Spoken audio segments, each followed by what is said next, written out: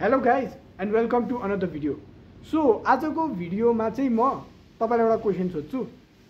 त्यो क्वेसन के हो भन्दाखेरि तपाईँको कम्प्युटरमा एकैचोटि मेमोरी बढेको छ, तपाईँले केही फोटो खिच्नु भएको छैन, भिडियो खिच्नु भएको छैन, अर तपाईँले कुनै पनि फाइलहरू युज गर्नुभएको छैन, नयाँ फाइल केही पनि हाल्नु भएको छैन भने पनि तपाईँको मेमोरीहरू बढेको देखेको छ, अथवा तपाईँको डिभाइस कम्प्युटरहरू आफै अफ हुने अन हुने भइरहेको छ।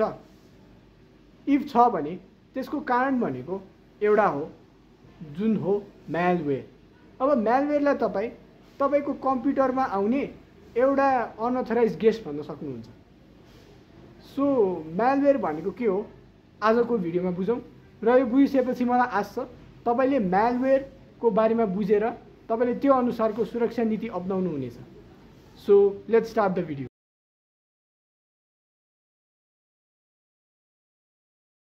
सो म्यालवेयर भनेको चाहिँ म्याल र वेयर भन्ने दुईटा वर्डबाट बनेको छ।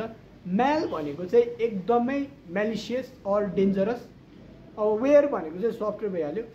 सो अब म्यालवेयर यो दुईटालाई कम्बाइन गर्दाखेरि भन्न बुझिन्छ कि यस्तो सफ्टवेयर हो जसले चाहिँ तपाईँको कम्प्युटर, तपाईँको सिस्टम, तपाईँको नेटवर्क, तपाईँको वाइफाई डिभाइसहरू चाहिँ इम्प्याक्ट गर्छ।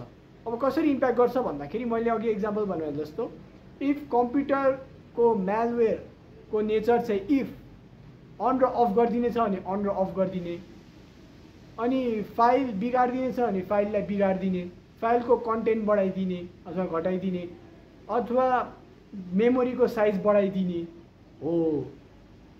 सो यो नै म्यालवेयरको सर्टेन एफेक्ट्सहरू हो। सो म्यालवेयरले चाहिँ डिफ्रेन्ट टाइपका म्यालवेयरहरू हुन्छन् र त्यो अनुसारको डिफ्रेन्ट कामहरू पनि हुन्छन्। कुनै म्यालवेयरको चाहिँ सिमिलर काम पनि हुन्छन् अकर्डिङ टु द नेचर। त्यो डिपेन्ड हुन्छ कि त्यो म्यालवेयरलाई कसरी प्रोग्राम गरिएको छ भनेर। सो त्यो बारेमा अब डिस्कस गरौँ। फर्स्टमा कुरा गरौँ हामी भाइरसको बारेमा। सो भाइरस भनेको चाहिँ कस्तो हो त? अब तपाईँको नर्मल भाइरस जुन हाम्रो शरीरमा फैलिन्छ त्यो कसरी फैलिन्छ भन्दाखेरि कुनै पनि डाइरेक्ट कन्ट्याक्टबाट। त्यो भन्न खोजेको के हो भन्दाखेरि कुनै पनि होस्ट चाहिन्छ त्यो भाइरसलाई एउटा शरीरबाट अर्को शरीरमा छिर्नको लागि। त्यो होस्ट के हो भन्दाखेरि एयर मिडियम। सो हावाको मिडियमबाट तपाईँको शरीरमा भाइरस आउँछ।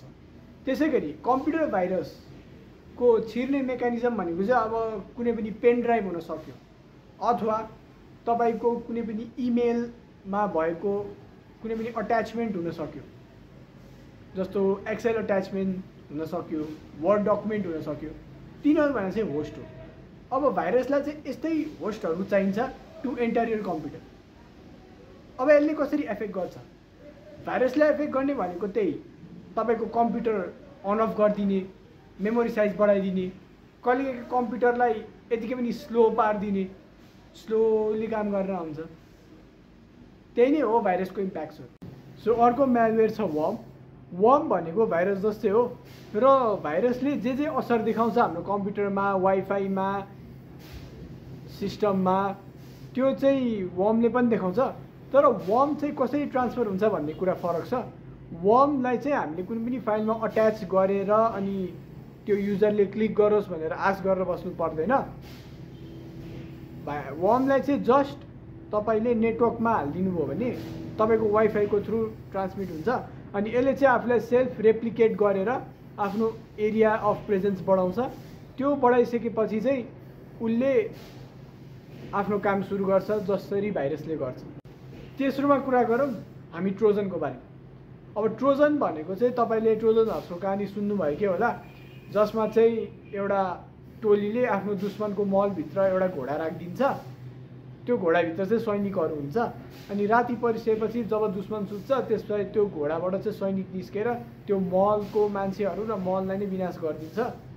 त्यसरी नै ट्रोजन भाइरस चाहिँ कुनै पनि हाम्रो लेजिटिमेट प्रोग्राम अथवा हामीलाई चाहिने जस्तो प्रोग्राममा इन्स्टल हुन्छ। जस्तो तपाईँको गेम, यदि तपाईँले गेम डाउनलोड गरेर चलाइरहनु भएको छ भने त्यो गेमभित्र यदि ट्रोजन छ भने त्यो ट्रोजनले चाहिँ त्यो ट्रोजनको प्रकार कस्तो छ त्यो अनुसारले काम गर्छ। जस्तै अब इन्फोस्टिलर ट्रोजन भन्ने हुन्छ, इन्फो स्टिलर ट्रोजन भन्ने छ भने चाहिँ इन्फो स्टिलरबाटै बुझ्नुभयो होला, इन्फर्मेसन तपाईँको स्टिल गर्ने भयो। अनि ब्याङ्कर ट्रोजन भन्ने छ भने चाहिँ तपाईँको ब्याङ्कको इन्फर्मेसनहरू अथवा फाइनेन्सियल इन्फर्मेसनहरू चाहिँ खोज्ने भयो।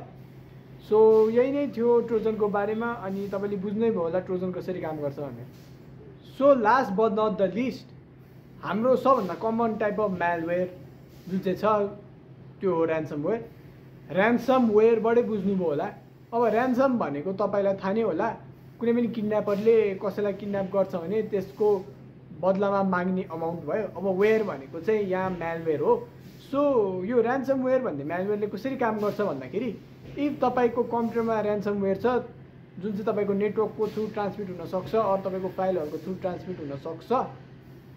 इफ तपाईँको कम्प्युटरमा डिभाइसमा ऱ्यान्समवेयर छ भने त्यो डिभाइसभित्रको जुन पनि फाइल्सहरू हुन्छ त्यसलाई चाहिँ लक गरिदिन्छ। अनि लक गरिसकेपछि त्यहाँ चाहिँ तपाईँलाई वार्निङ आउँछ कि त्यो फाइल पाउनको लागि चाहिँ तपाईँले त्यो ह्याकरलाई चाहिँ सर्टेन अमाउन्ट बुझाउनुपर्छ। त्यो अमाउन्ट बुझाउनु भएन भने चाहिँ त्यो ह्याकरले तपाईँको त्यो इन्फर्मेसन छ जे पनि गरिदिन सक्ने भयो। सो यही नै थियो कमन नेचर एउटा ऱ्यान्समवेयरको। सो तपाईँले आजको भिडियोको थ्रु म्यालवेयर भनेको के हो र विभिन्न खालका म्यालवेयरहरू कस्ता हुन्छन् र उनीहरूले कसरी असर गर्छन् भन्ने कुरा बुझि नै सक्नुभयो होला। इफ तपाईँलाई यो भिडियो मन परेको छ भने यो भिडियोलाई लाइक र सकेसम्म सेयर गरिदिनु होला। यस्तै भिडियोज हेर्नको लागि चाहिँ यो च्यानलमा सब्सक्राइब गरिदिनु होला।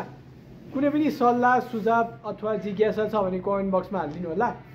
See you in the next video. Till then, be cyber safe and have a great week, guys.